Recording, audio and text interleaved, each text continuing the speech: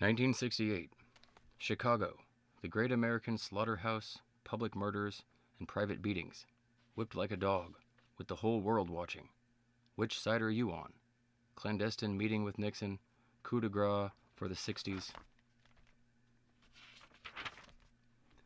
Owl Farm, winter of 68.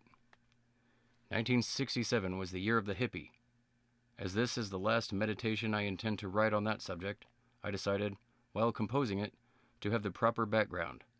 So in the same small room with me and my typewriter, I have two huge speakers and a 100-watt music amplifier booming out Bob Dylan's Mr. Tambourine Man.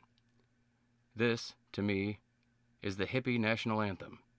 It's an acid or Ellis Dee song, and like much of the hippie music, its lyrics don't make much sense to anyone not cool or with it, or into the drug scene.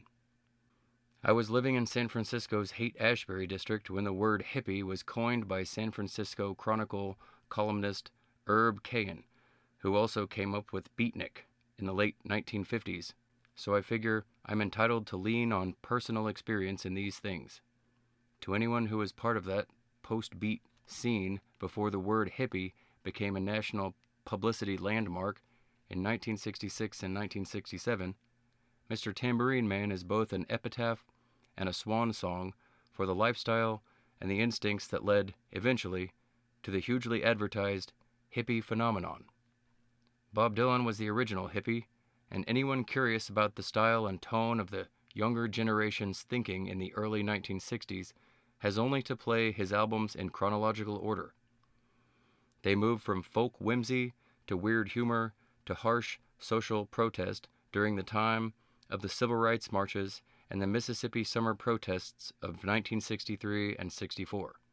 Then, in the months after the death of President Kennedy, Dylan switched from the hard commitments of social realism to the more abstract realities of neo-protest and disengagement. His style became one of eloquent despair and personal anarchism. His lyrics became increasingly drug-oriented, with double entendres and dual meanings that were more and more obvious, until his Rainy Day Women number 12 and 35 was banned by radio stations from coast to coast, mainly because of the chorus line saying, "Everybody must get stoned." By this time, he was a folk hero to the under-30 generation that seemed to be in total revolt against everything their elders were trying to believe in. By this time, too, Dylan was flying around the country from one sold-out concert to another in his private jet plane worth about $500,000. His rare press conferences were jammed by reporters who treated them more like an audience with a wizard than a question-and-answer session with an accidental public figure. At the same time, Dylan's appearance became more and more bizarre. When he began singing in Greenwich Village about 1960, his name was Bob Zimmerman, and he looked like a teenage hobo in the Huck Finn tradition, or like the Nick Adams of the early Hemingway stories. But by 1965, he had changed his last name to Dylan and was wearing shoulder-length hair and rubber-tight pinstripe suits that reflected the colorful and sarcastically bisexual image that was, even then, becoming the universal style of a subculture called hippies. This focus on Dylan is no accident. Any culture, and especially any subculture, can be at least tentatively defined by its heroes. And of all the hippie heroes, Bob Dylan was first and foremost. He appeared at a time when Joan Baez was the queen bee of that world of the young and alienated. But unlike Joni, who wrote none of her own songs and preferred wistful ballads to contemporary drug anthems, Dylan moved on to become the voice of an anguished and half-desperate generation, or at least that part of a generation that saw itself as doomed and useless in terms of the status quo, business-as-usual kind of atmosphere that prevailed in this country as the war in Vietnam went from bad to worse, and the United States, in the eyes of the whole world's under-30 generation, seemed to be drifting toward a stance of vengeful, uncontrolled militarism. The fact that this viewpoint wasn't, and still isn't, universal deserves a prominent mention, but it has little to do with the hippies. They were a product of a growing disillusion with the military-industrial realities of life in these United States, and in terms of sheer numbers, they represent a minority that doubles and triples in numbers every year.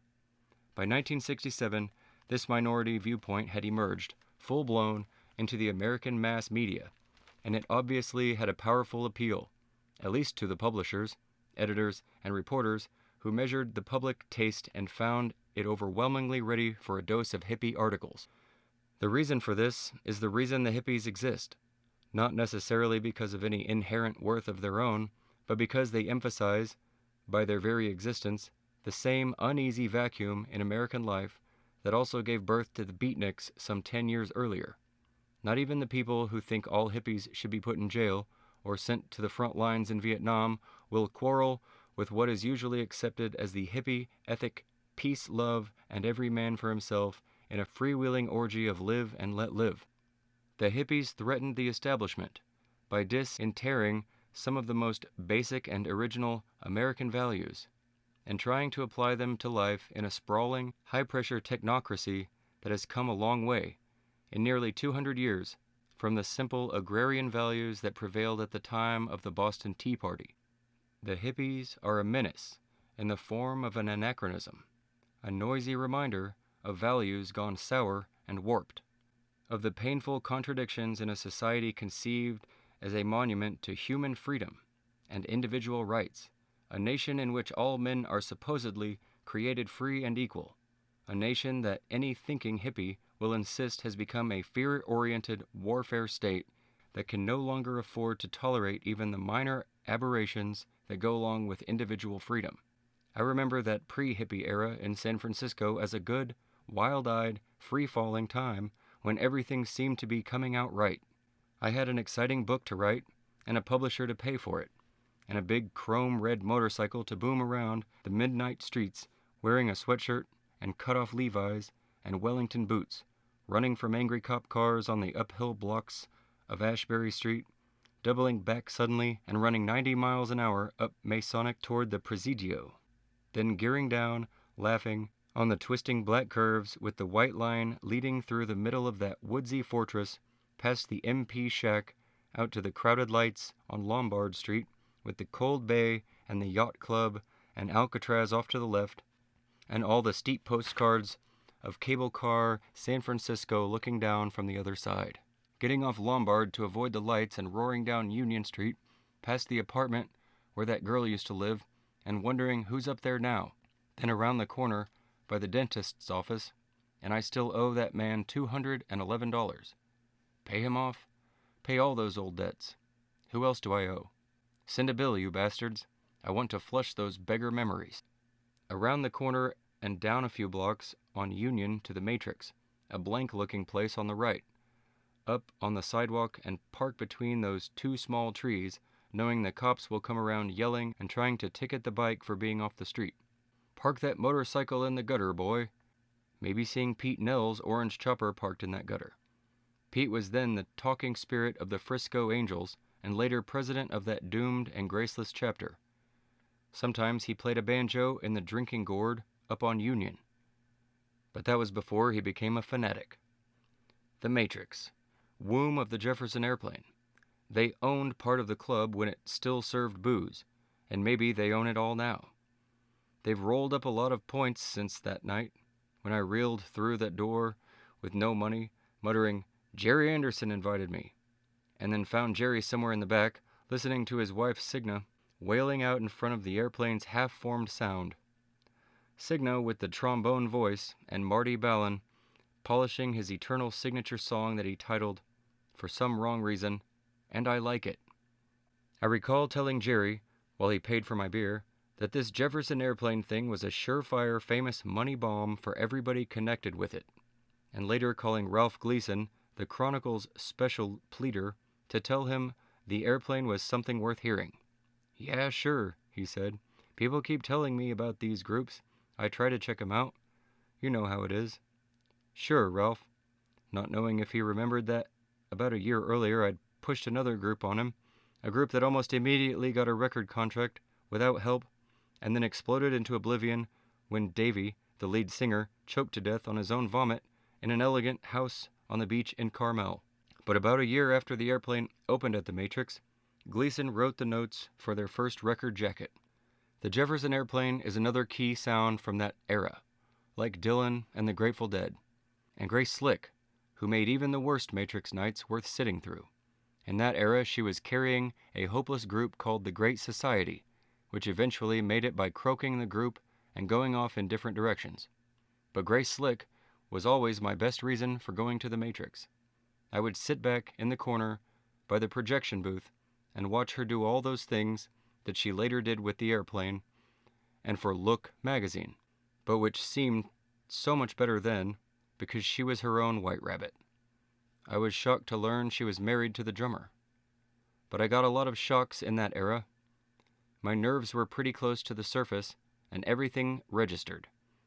It's hard to understand now why things seem to be coming out right. But I remember that feeling, that we were all making it somehow, and the only one around who had already made it was Ken Kesey, who seemed to be working overtime to find the downhill tube, which he eventually did.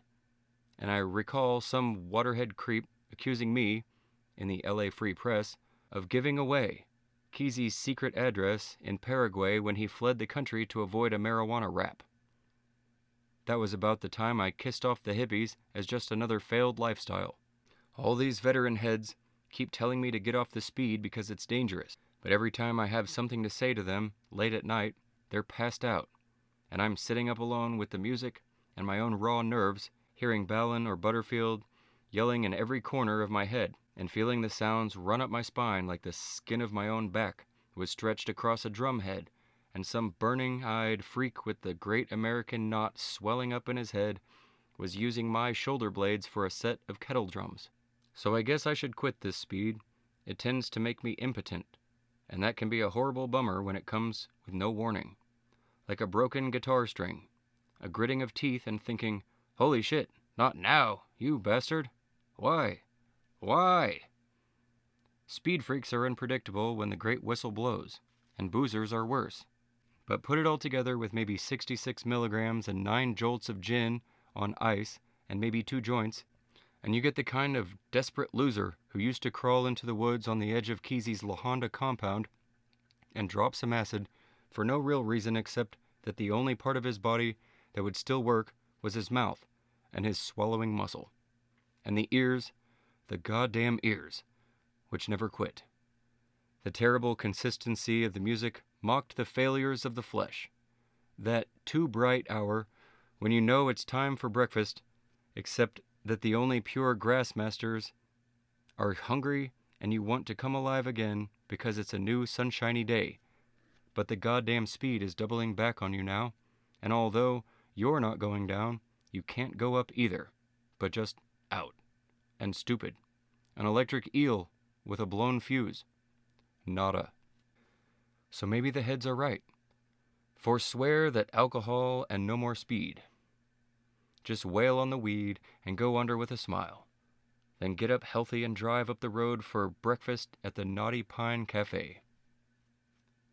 But despite the nature-healthy prospect of a legal grass culture just around tomorrow's corner, I think I'll stay with the speed, even with the certain knowledge of burning out a lot sooner than if I played healthy. Speed freaks are probably the junkies of the marijuana generation. There is something perverse and even suicidal about speed, like the devil and Daniel Webster. Buy high and sell low, ignoring that inevitable day when there is no more high except maybe a final freakout with cocaine and then down the tube. A burned out case, drunk and brain crippled. A bad example for youth. The walking, babbling dead. And why not?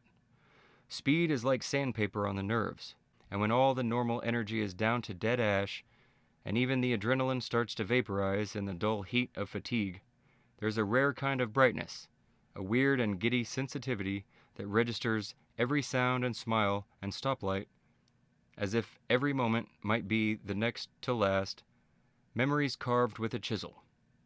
That's what I see and hear when I look back on those pre-hippie days in San Francisco.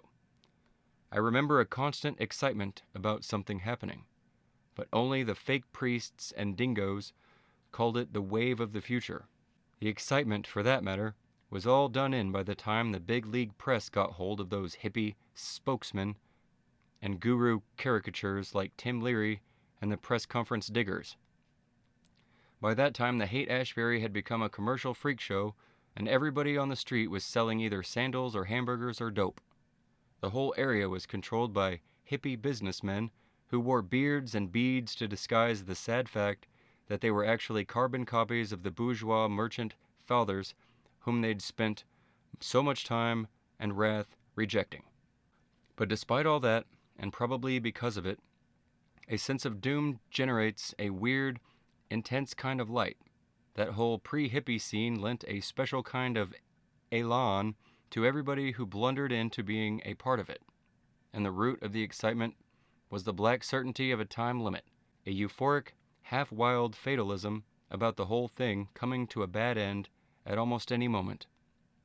But this was the special light, and it was good while it lasted.